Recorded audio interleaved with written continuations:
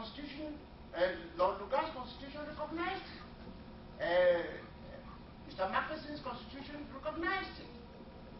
President Alijo's constitution 1961 might have ignored it, but he brought it right back himself in 1972, and he's still there.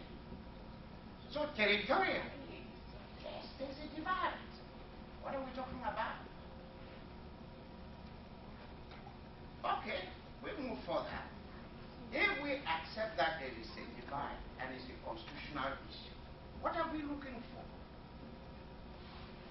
Because in every constitution, it sets out the principles as guidelines from which we move to govern our people, to make them feel happy, to make the law work, and to create courts so that the courts can work with it, and the courts can interpret the law for us, and they can decide our disputes, which is a very important aspect of the court system. There are controversies either between provinces or between local council groups or even individuals. Those controversies must be settled. And the courts take responsibility. And this divide too was reflected in the court system. When Lord Lugard created those North and South, he didn't leave out the courts. There was a high court in Bamenda and a high court in Buea. So that even though we're still part of Lagos, the Supreme Court and Court of Appeal would only go to Lagos. But when they gave our own region in 1954, the Court of Appeal moved to Buea. And when we got independence in 1961, the Court of Buea also increased to the Supreme Court. It was the existence of two Supreme Courts, one in Buea, one in Yaoundé. Those were the things that created a problem for him. And he said the one in Buea is administering English law, he can't control that. So he went back to the original. He said, look, let me go to the unitary state. And the unitary state, understandably, is the French system, and that's the easy way to assimilate and control, because he can appoint his magistrates, he can appoint his governors, he can appoint his prefects, and he tells them what to do. And if you don't conform, he can dismiss you. Nobody will ask him a question. But whereas the English system, you couldn't appoint a judge and pick him up the next day. It's not possible. Those are the difficulties that we encountering in the cultural system that rests in the two. So it wasn't that Northwest could not have its legal system with a Southwest system. They had a common system. And many of the magistrates from the Northwest worked in the Southwest. And those in the Southwest worked in the Northwest. I worked in Bamenda, created many courts in Bamenda. Even when we court, I opened it up. And so on. So we did all these things, and they went well. So, constitutionally, coming back to what we're talking about, assuming there is a controversy, how would the court look at it? What type of material comes before the court for decision? Well, in every country, an issue of discrimination or race or prejudices that will affect the population or cause riots or problems, the courts take that as an option. So the classification will first, they will suspect that government wants to do this for a disadvantage, and then strike it down. Like if you ask me what type of things, legislation do you think is so suspect in Cameroon that the courts would strike it down when the cases come before them, which government has done? Among the areas is employment. Among the areas is dismissal of those who they have employed, because they know that is where the family life is. You've grown up, that's what Honorable Ambassador is saying. No sooner than anything, they make a fictitious statement about him and his family. And they will hold his pension. You cripple the whole family. That's what he depended on. He spent all his time as an ambassador. He should not do his pension and so on. So when he goes to the court, and this one has to go to the Supreme Court, the Supreme Court will say, no, gives us sufficient evidence to make it clear and convincing that the allegations against him are true. And if they are not true, we strike it down and restore suspension. Now, classification is not just that way. Classification according to law will put them in a legal perspective. We want to know that everybody who has a problem with his brother or sister or his neighbor can have his affair decided. So we talk about equality. No person, minister or head of state who has a problem with his neighbor should claim that, no, I can't go to court because I'm different. So the court tribunal set a certain position whereby every citizen can freely come to court and can have his matter decided. And when you come, nobody should have an extra advantage over you because of his position, ethnic group, upbringing, or special relationship. That equality ought not hold to have decency. Therefore, justice must be seen to be done in the open. Because what happens behind, nobody sees it. And it's people who will say, yes, this is good justice, depending on how to follow the system works. That is one point. Another point is due process. What does due process mean? The procedure for which we are going to evince our problem against X or Y, it should not be different when it is A or B. It should be the same process. If you are dismissed from your job without any reason, I want to take you to the Supreme Court to file an action that you sack me without this, so that you get back my pension and claim all of it. It should be the same procedure applicable to everybody. These two things make the Constitution important. Because the Constitution will give different aspects of institutions of government to act in the right attitude in creating situations that are equal for everybody. For instance, the Constitution alone will tell you how many people will be in Parliament and how their laws can work and what they can do. The Constitution alone can set out to say who are to be magistrates or not, and how to elect their president, and what his powers are, what appointments he can make, how he can be removed for certain duties where he fails to do them. It's the Constitution alone that tells that. So the Constitution is a major document in whatever reforms you want to make, because it dictates the face and governs everybody's conduct. Certain constitution may be rigid, others are very flexible. The rigidity or flexibility of any constitution differ from state to state. In America here, we may have certain part of the constitution called necessary and proper clause. Because when things are so tight, you cannot see to go back to the necessary and proper clause to make sure the constitution moves ahead. But in our own constitution, we don't have things like that. So how do they move? I tell you a typical case. A typical case that happened in 1961 was here when he went to the Constitutional Court. It was a Congolese who was president. No. A Lebanese who was this resident in Yaoundé, and he had business in Congo and the same business in Yaoundé. No, the business was in Gabon. So we have this Judiac laws which are the same. That is to say, if you pay taxes in Yaoundé for a particular community that is shipped from Yaoundé to Gabon again, in Gabon you won't pay taxes because they are in the Judiac customs. Yes. So this Libani had paid taxes for the commodity in Gabon, and the goods came to Yaoundé, and they taxed him, and he went to court, and he wanted to show that, look, this Judiac custom thing, so he has to benefit, and he took it to court. The constitutionality of that decision was what it did.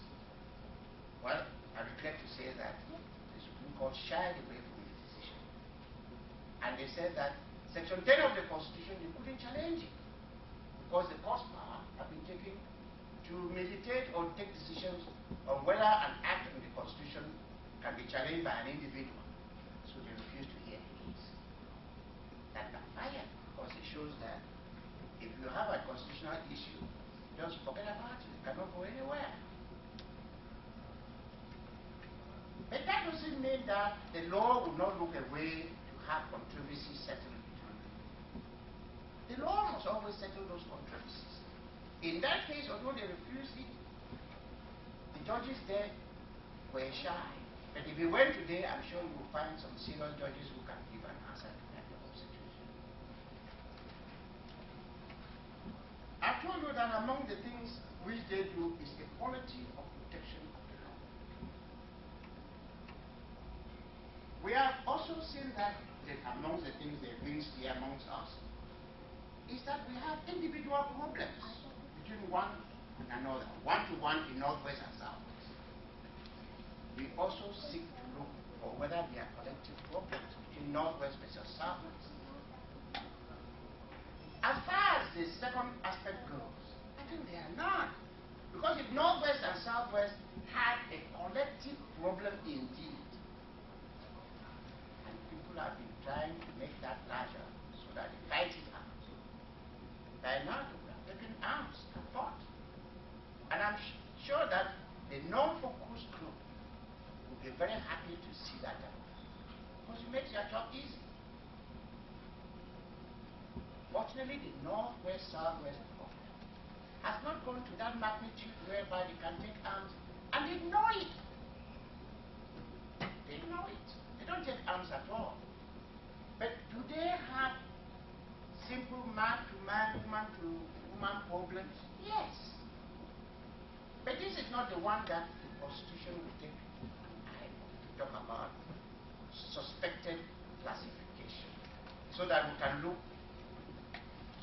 a rational relationship compelling government to take action.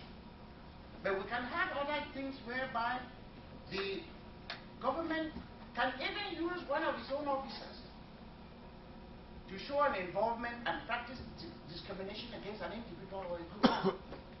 But it cannot be so high that you can show a rational relationship compelling government interest. What I'm trying to say is that if the government chooses to molest a group in Northwest or Southwest, they can send the prefect to pick up a few people. They can tell the governor to go there and cane a few people. That's government involvement.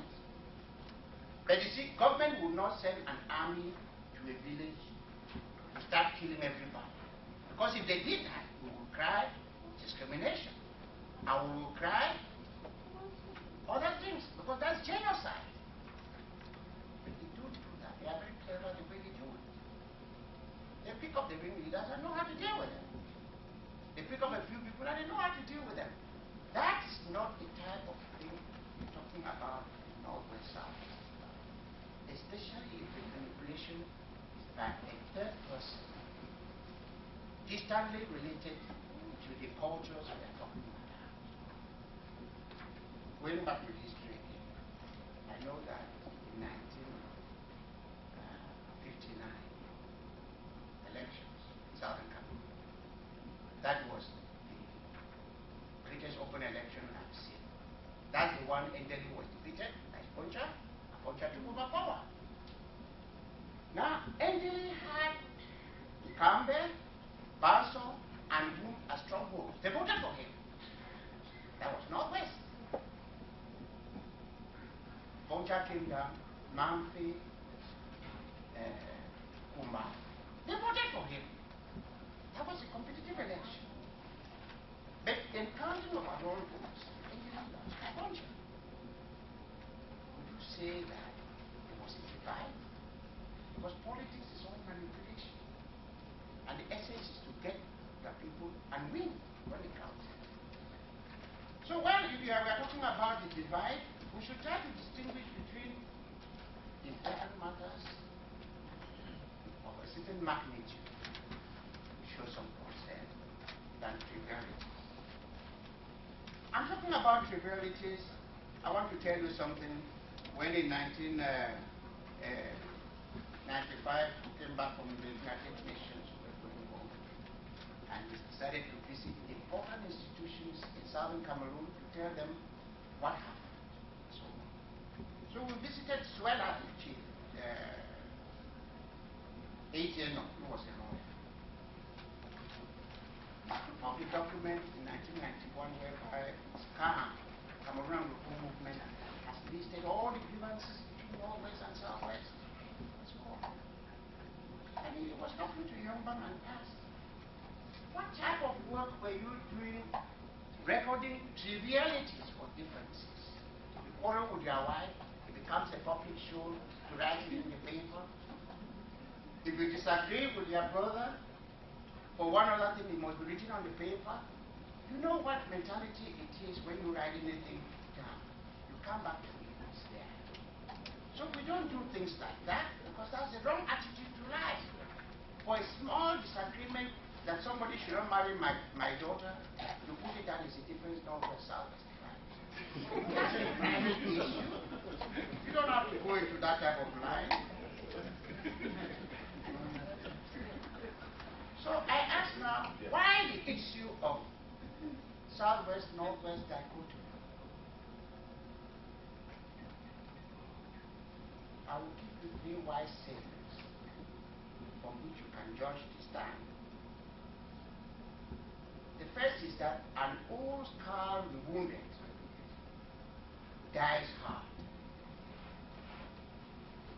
So you quarrel with your brother and write a letter to him, telling him all that he has done. You know, even when you compromise, every day you read that letter, you think about that. You are not happy about it. The second is that unity is strength and it stands tall. If we can stay together, that's a lot. I don't need to explain that. And the third is that divided we fall and we scatter. So what I'm trying to say here is that in politics, once the manipulator is in control, he knows that you are becoming strong. He must divide you and make sure you scatter. And when you scatter, it's stabbing each time you have that small beginnings and problems. That is the way things are going. It's not even our fault. So if you ask me, is there any Southwest, Northwest divide? I say yes. Territorially, the Constitution says so. But in problem and controversy, there is nothing to talk about because they are ordinary human problems.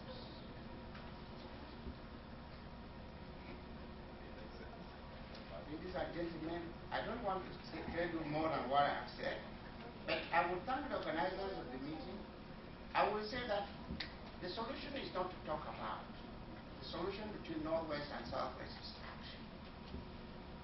If before you join La Republique you had no problems, you've never manifested any problems, the answer is retreat and go back to your original position. That is where my state is. Thank you.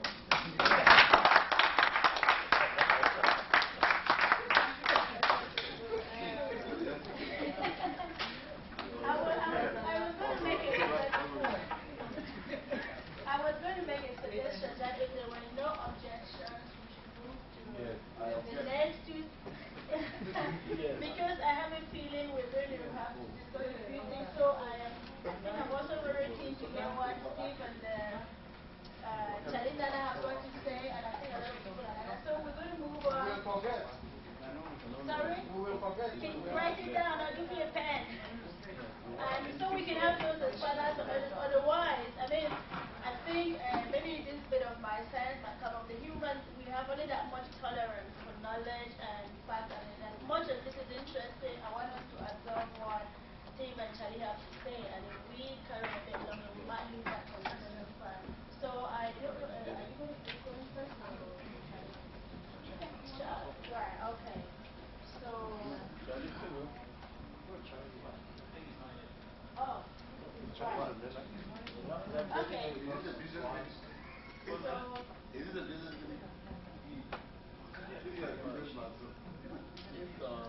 So I guess while we're connecting that, will you burning issue. No, I disagree. You disagree? So that was it? I disagree with my uncle's conclusion.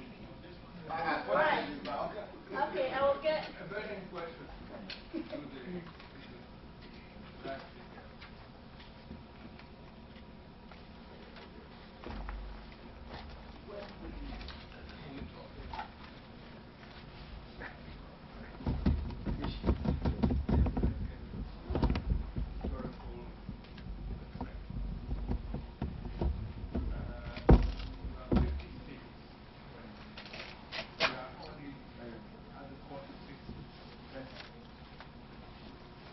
Which means that even if you went with the president in each of the states, you still have 200 years after the birth of this country, 4 states who have not had one of their citizens elected as president.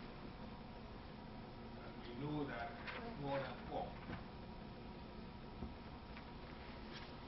When we turn to Cameroon, we have every reason to believe that Cameroonians of all parts of the country are likely to become president. In our midst. So my question is, when one of the next coming president based from Mr.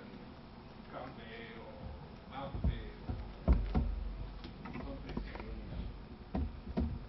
where the problems that we had in the life, some of the others,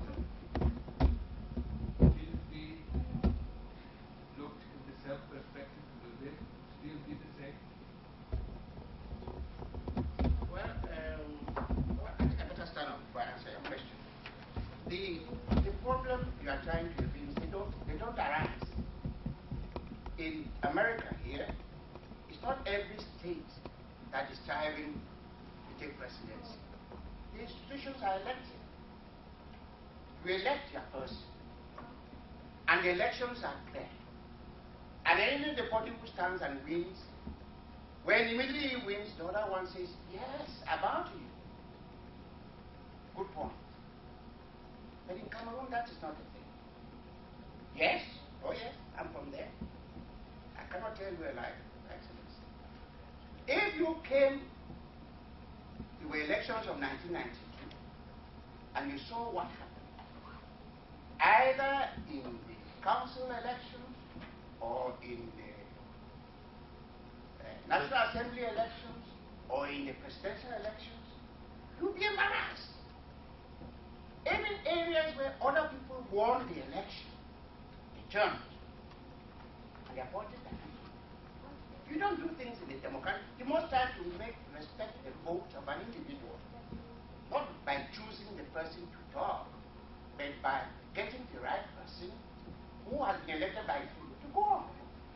And that one is a wonderful mandate that people start respecting you and understanding. So to think that the next 10 years, Nkambe man will win an election in Cameroon, where will he keep the appellations of Biafra? Oh yes, where will he keep the appellation that the enemy dans la maison?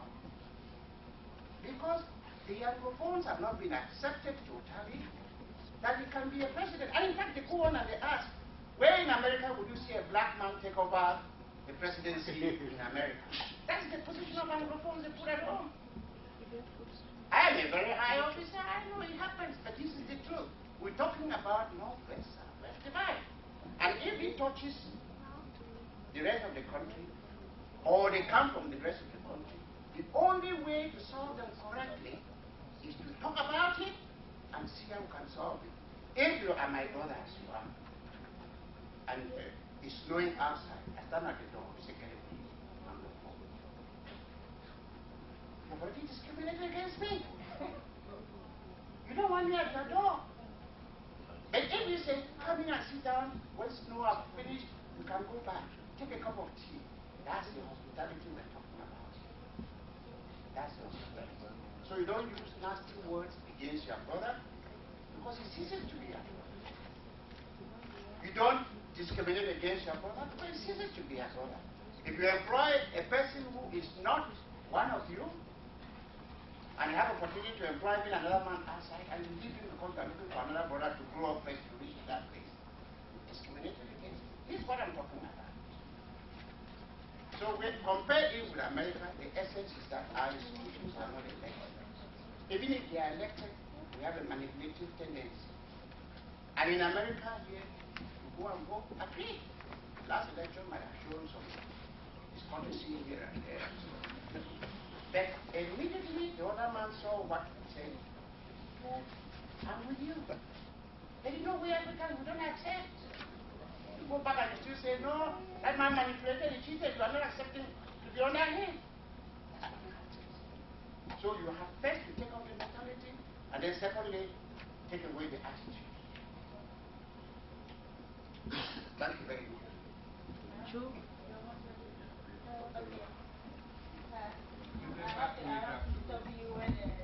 Okay. No problem. Just maybe take advantage of the trick of the machine.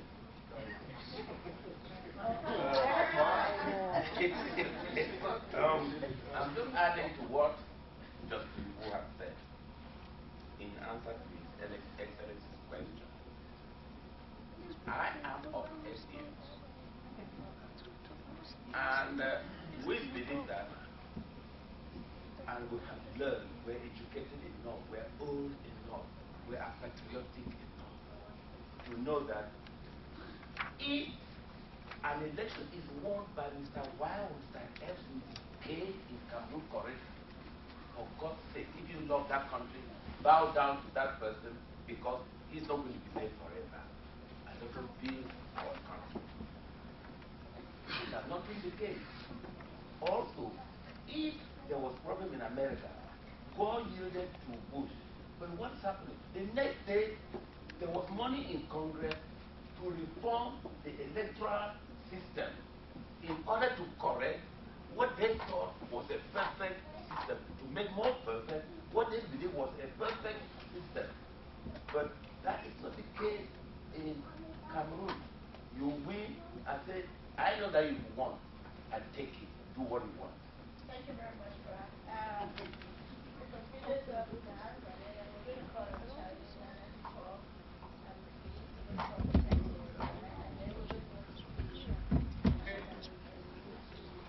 Well, I would like to start by saying, because I'm not from Northwest or Southwest, so I'm taking a different perspective to the issues.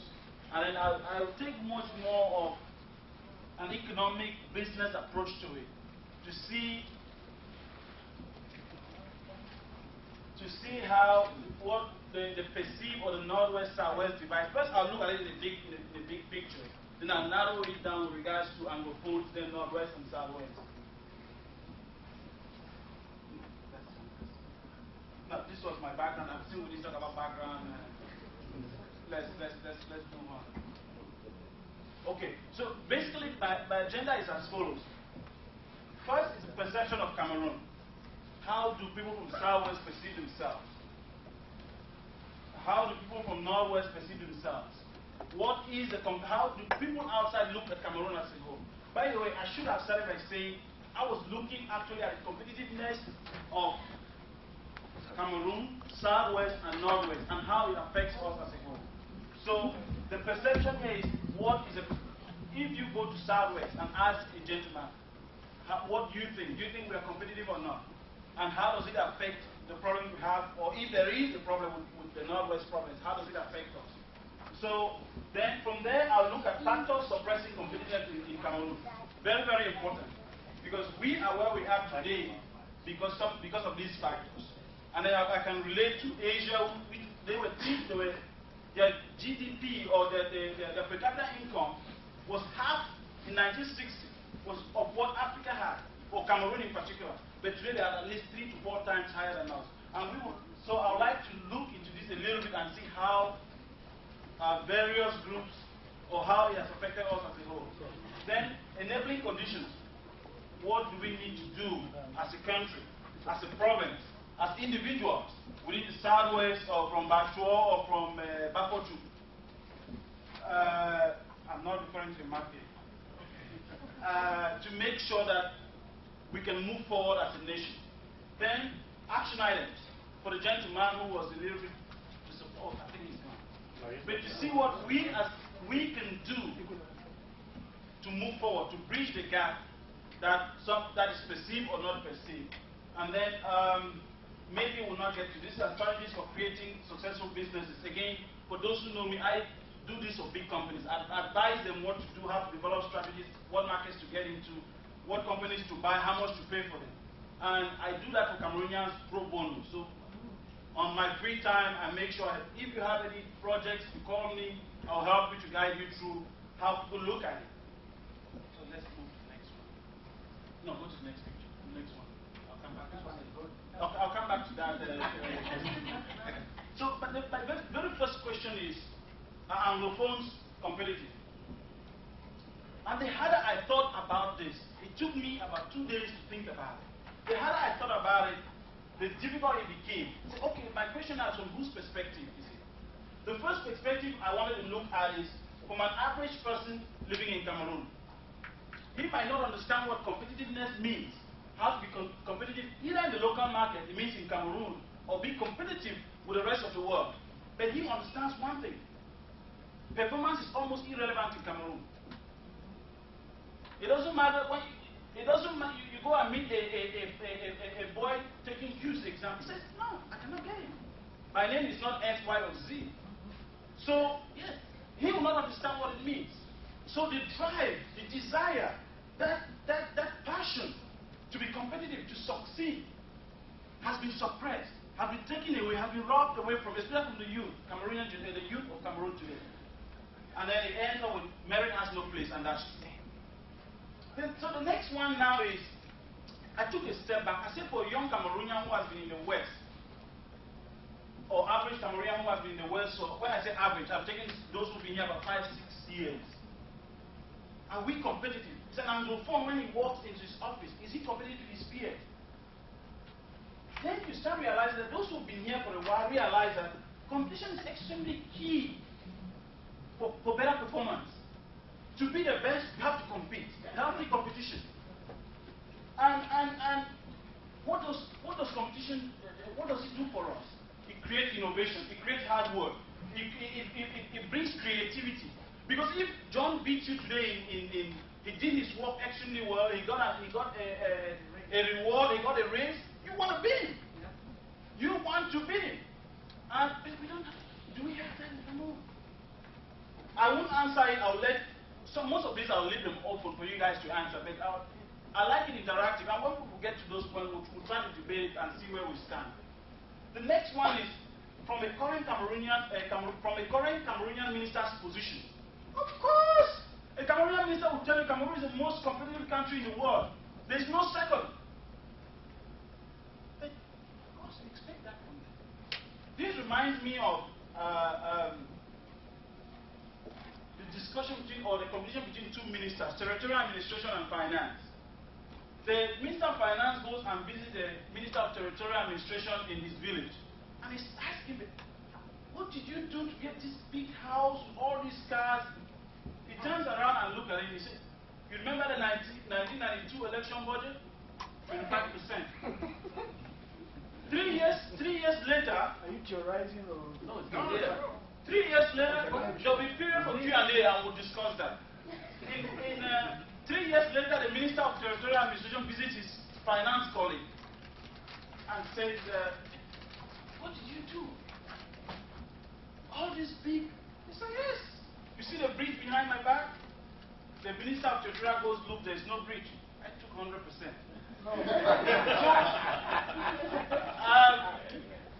The question here is, are we competitive? But from my point of view, thinking it very hard, I think it depends on the idea of the story here is, of these 3 points here, it depends on the individual perspective. Now we can go back to the one that was before. Okay. So if it depends on the individual perspective, then my question now is, where are we competing in the right places? What is the image of Cameroon internally, of Southwest, Northwest? Let me take, for example, here. This is how most quartiers look in Cameroon. That's what they worry. Okay. So let's move gradually. This emergency, this is flow. This reflects virgin forest. A lot of opportunities, a lot of challenges. You can stop in, well, the grass or forest. The idea here is that lots of opportunities, a lot of challenges. We can step in and make a difference. Then the other one, I put football. Cameroon has shown that it has power, and I could not do this without putting something with regards to football here, because I know there are a lot of football fans. So the question is, are we competing in the right places?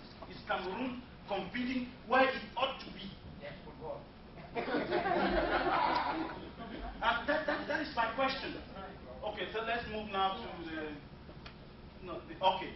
So my very first, so now I started looking at factors that have suppressed competitiveness in Cameroon, factors that have suppressed the economic development of Cameroon, factors that have kept us from moving forward aggressively.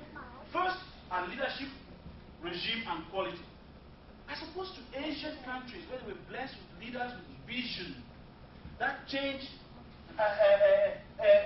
take ideas into action. I don't think that's the case in most African countries. I don't think so. Now, the second one is tribalism and ethnic tension, and uneven distribution of the national cake. I don't know which one came first. But the bottom line is, there is a perception of marginalization. True or false? Where does it come from? Because people feel that they're excluded from the distribution of the national cake of the country. They don't feel part of the process. How does it affect? If you feel, let's take for example, you meet a gentleman, let's say you go to Kumba Park, you meet a gentleman there. Or even someone who has studied, went to a NAM, came out of a NAM Anglophone, and finds himself in Kumba, you meet him. Does he feel part of the process? How does it, how does it affect us? If you feel that the national structure, the political structure, the output of Cameroon does not reflect the contribution of the various provinces, what we bring in, then that might be problematic. It stops you from investing. It stops you from going out there and take initiatives. The next one, corruption, lawlessness, and rule of law.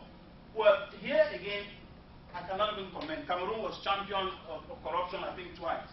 So it's a non-brainer there. Let me ask a question here.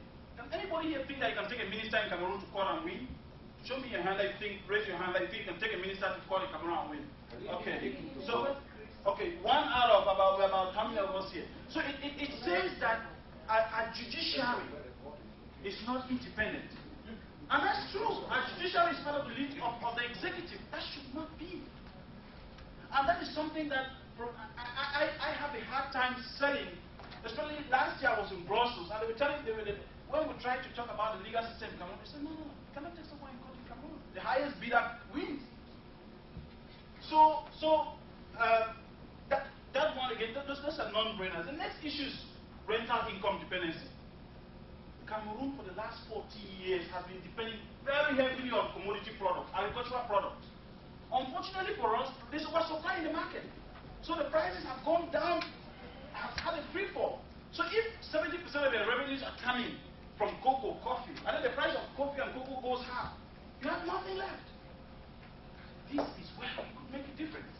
But so, again, from my perspective, and to those that have been those businessmen, and even some of our government officials I've had the opportunity to talk to, I've tried to come up with ways or give them ideas how we could diversify our economy in a way that is not, the economic shock is not heavy to the country. I don't know, some of you might have read the political risk report I wrote on Cameroon some time back. But again, the idea here is this. There's a quote here, I also added a quote from Julius Nyerere, who said that if Africa is a mess today, it's a mess that was caused by our leaders. Then I have a series of African presidents here, and I'll let you guys draw your own inferences. But it's very clear. Here I have Mobutu. and Dr. Bolbia. Fidel Bukasa, Fidel Bukasa. So again, why do we say this? I started by saying I'm not neither from the Northwest or the Southwest. And those who know me very well will see some of the few things I write on camera. I don't do partisan politics. My interest is to help see what we can do to bring changes in Cameroon. Someone asked earlier, there are a lot of issues, investments I've taken to Cameroon, a lot of things we've done in Cameroon, but the system is not letting us. Currently, I'm working with some investors looking at South Africa as a headquarters because I don't trust the people I'll meet in Yaoundé if I take it to Yaoundé. Let's move next. So this is where the fund comes in now. Enabling conditions for countries. What can we do to make Cameroon, make Anglophones, make all of us much more competitive? Ownership. We have to learn how to take responsibilities for our successes and failures. That's extremely, extremely key for development. And that is something we don't have in our business. For us, it's a cultural thing. We always want to blame somebody else. We do not take responsibility of our actions. Then I have decentralization. The Cameroon has tried centralization. It has failed us big time. Decentralization, what it will do for the economy is it gives people that ownership. It can even be just perceived. It can be false. Let's say the guys in the north elect their own governors, their own mayors, their own chiefs. Those guys say, okay, I was elected, the people elected me, I have to do everything to make sure I don't fail them. Number one. Number two, the guy in Bakotu can see the guy in Batwo. The guy in Batwo did very well and see the best practice. So, okay, the guys in Mambe are doing something. I can copy that just because he has this thing. But when you don't have that ownership interest, you don't really give a damn what happens. So there are no synergies. We don't cooperate with each other. You say, of course, it's not our country. They're taking over the country. They're doing whatever they want with the country.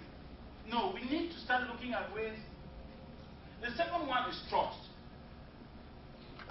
Initially, I wanted to ask how many of us in here have, this is a Northwest Southwest, a Southwest guy who has started a business and brought a Northwest guy to join him and work together. Is there any? Good. You have 2 out of how many? So it tells us the mindset we have. Let's not only say it's true, our government need to put a lot of trust on us. Again, I gave a simple example. South African government invited me to come and advise them. My own government cannot allow me, but how close can I even get? But my own government does not see me as an asset to the country.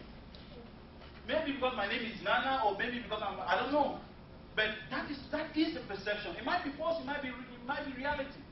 Now, so the issue here, we have to trust each other.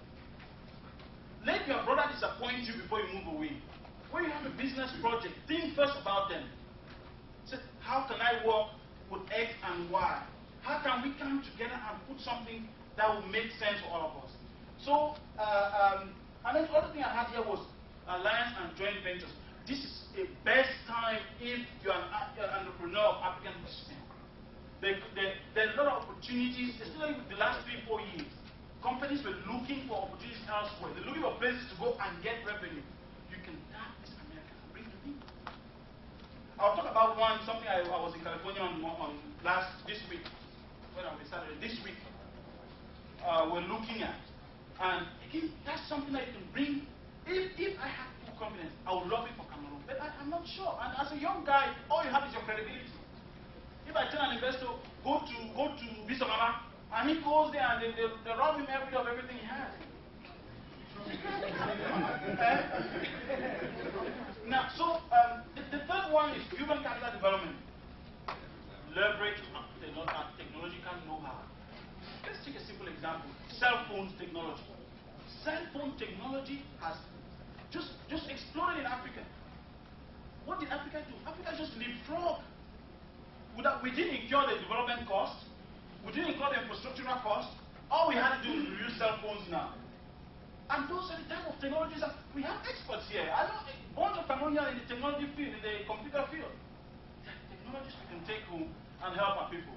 We just have to sit down, call 1 or 2 friends. Things like this, they pay me a fee to do this. But you can call your brother and say, I'm looking at trying a technology business in Cameroon. How do I get about it? I cannot tell you how to get around the system, but I can tell you from a business standpoint what to consider, how to look at it. How do you get into a market segment that has that are all sorts of barriers for you? Skill set as a competitive advantage. That's what the world is becoming.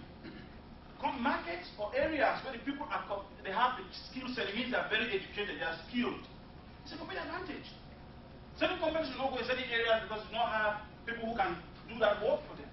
So, extremely key.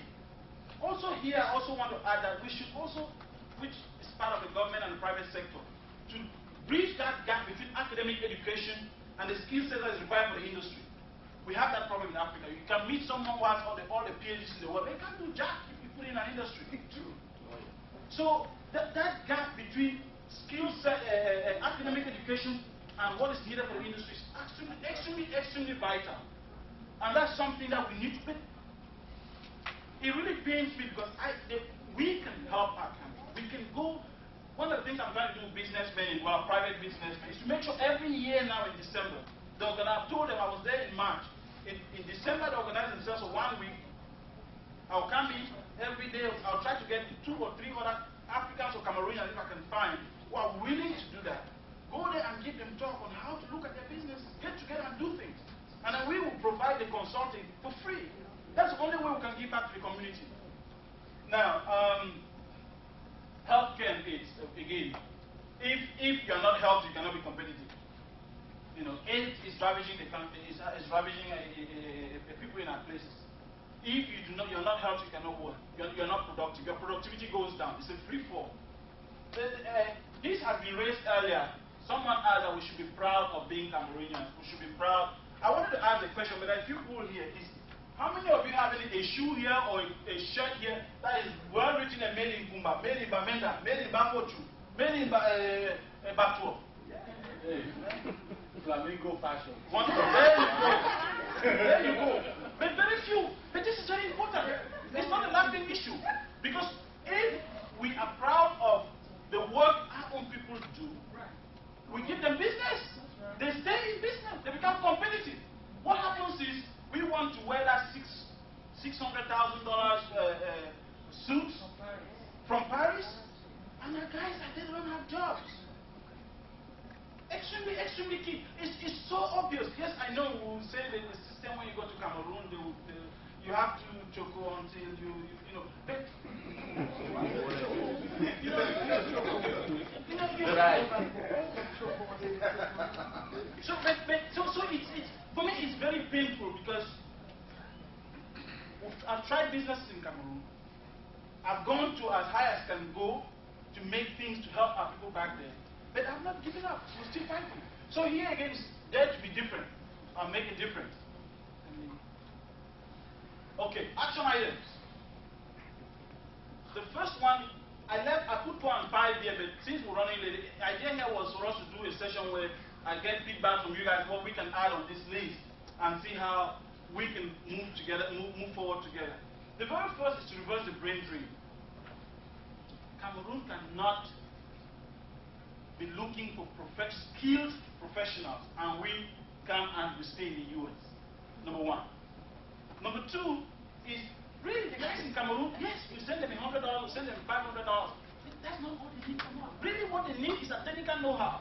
You work with let's say you take a younger brother, you start him a small business for $2,000. Then you are there over the phone with him for once every 6 months, once every year, to tell him how it's done. When he learns, now he goes to Cable and brings 3 more people and train them. By the time you know, you have an industrial powerhouse. That's exactly what the Asians did. That's all. They didn't do anything miraculous. That's all the Asians did. I have a hard time understanding why we cannot do the same. You know. But again, new ventures. I talked about that. Create service and manufacturing firms. Services is the way the world is going, especially in the United States. Services is becoming the name of the game. The old-fashioned industry, big industry, it's sliding away. Although it's absolutely necessary. For a place like Cameroon, we need those. You need capital investment. you know. But those are things we can do, small, minute projects. You employ our people. Encourage siblings to accept responsibilities for their mistakes. Again, I said that again earlier. Very, very key. It's not part of our culture. It's not something we grow up in. But if you work in this country for 2 days, you realize you cannot screw up. You make a mistake. By the time they come and say, who did this, you have to say, I did. And for all my years at GE, when someone makes a mistake and comes, I enjoy that. Because he will not make that same mistake again. And you work with him. The idea is to learn from your mistakes, not to run away from them. But our culture doesn't give us that, you know, that give and take. But it's absolutely key. Now, this one, I tried to capture it at the bottom here, so we should be less dependent on governmental initiatives. From the 60s, and some of us still have that mindset. I know a good number of Cameroonians who sit there and tell me, I want to go to Cameroon because they'll give me a job in Cameroon. Or you're waiting for the government to tar the road from Tinto to Bato. No, it's not necessarily. We can take, besides the government, we can take initiatives on our own and let the government help us along in the process. There are certain big projects. Someone mentioned, I didn't know that they're privatizing roads in Cameroon. Those are the maintenance. Oh, the maintenance of roads. Okay, I'm sorry I misquoted you. But imposed by the World Bank. Oh, imposed by the World Bank. But whatever the case, we cannot wait for the government to do everything for us. We can take initiatives and let the government help us. Even if they don't help us, you bring your own colleagues, you say, okay, what can we do to help? You know, as long as, I think, as someone mentioned earlier, things are changing in Cameroon gradually. The other day I was on the phone with someone, said, no, les choses changent, ça change. So things are changing, which is very good news for all of us. Things are changing. But the caveat there is, when there's political changes drive economic changes. If the political system is not stable, you can do all the economic incentives, all the investments, it goes nowhere.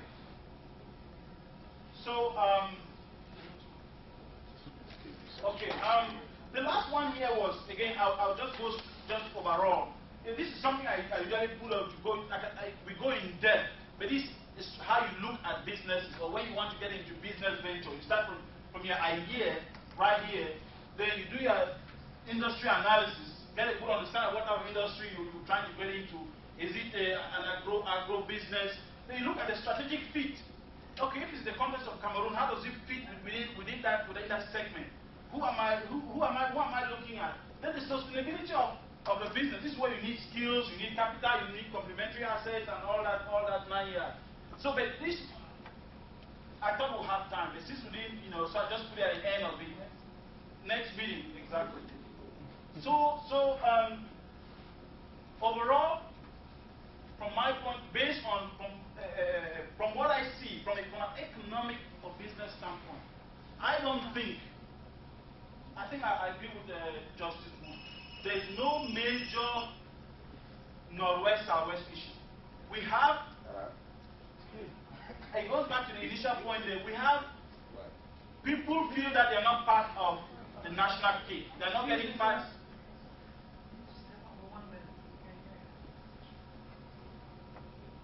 Yeah, okay. Let me just end by saying, I think where we see people get a little bit, it's people don't feel that they get a fair share of the national cake. And as a result of that, it brings individual, how can I put it? Individual tension. Because you're saying, okay, the guys the guy from Nyasoso, there's nothing in Nyasoso, but they have 4 ministers. Meanwhile, here in Batua, we are the most learned people in Cameroon, and we don't have any. So, overall, I'll leave it at this point because the signal me that I'm past my time.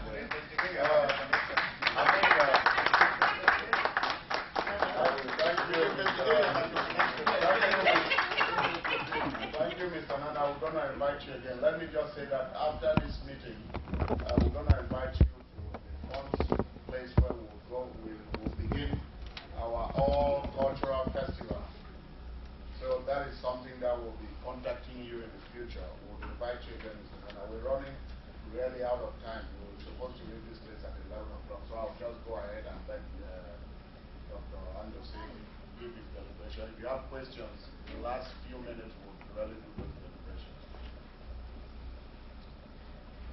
I thought you grew up in Mountain. Why are you saying that you're not neither from Northwest or South? Well, my parents are from the Western Province. I was born in Mountain. I grew up in Beya. 11 provinces. You guys said 11 provinces. No, you said it. No, you, He has a better connection. Okay. Ladies and gentlemen, I am the last presenter. I have the singular misfortune of being adult. I have to be very careful not to be the straw that breaks the camel in terms of your endurance and patience. I just sat here thinking to myself, somewhere midway through these deliberations, that we ought to find some middle ground between our long-winded European grammar school education and the American soundbite. And I'll try to